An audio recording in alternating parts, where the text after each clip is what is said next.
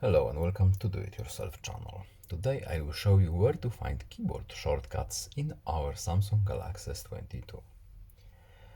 So first of all we need to go to our settings, then in accessibility options, in the talkback menu we have settings, and in here at the bottom we have advanced settings.